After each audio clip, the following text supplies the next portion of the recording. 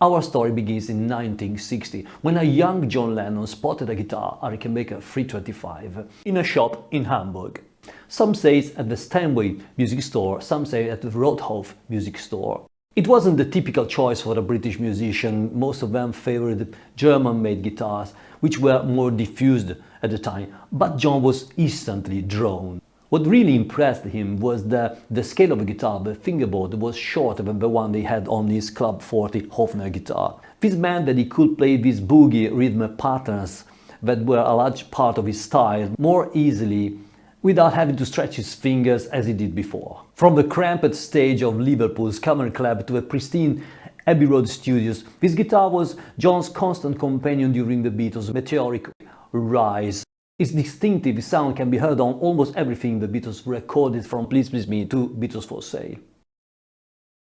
For years, a myth circulated through the guitar community. Lennon had deliberately disconnected the middle pickup of his Rickenbacker 325. Some said he didn't like the sound, others claimed that he disconnected the middle pickup of his Rickenbacker because it would create unwanted clicking sounds when he struck it with his pick while playing. But here is what we actually know.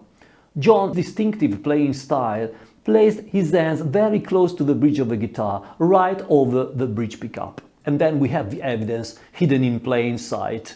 But before I continue, I would like to stress the fact that your contribution to this channel ensures that this in-depth Beatles content will remain available for music enthusiasts globally for the years to come, and helps maintain and spread the extraordinary Beatles legacy for future audiences. So please support this channel. Back to the video, I was saying that we have some evidence hidden in plain sight.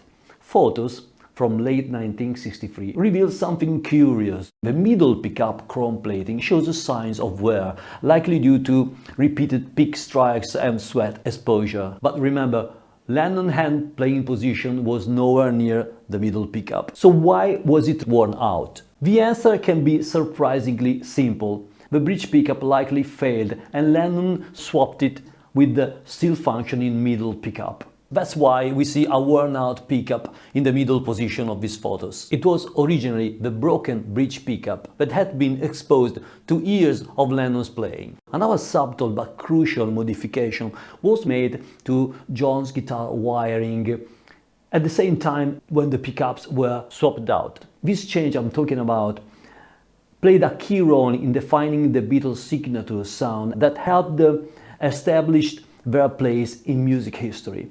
And we will cover this in the next video. Lennon would continue using his first Rickenbacker 325 until Rickenbacker gave him an updated 325 model, but his first Rickenbacker with the swapped pickups had already contributed to create the British Invasion sound.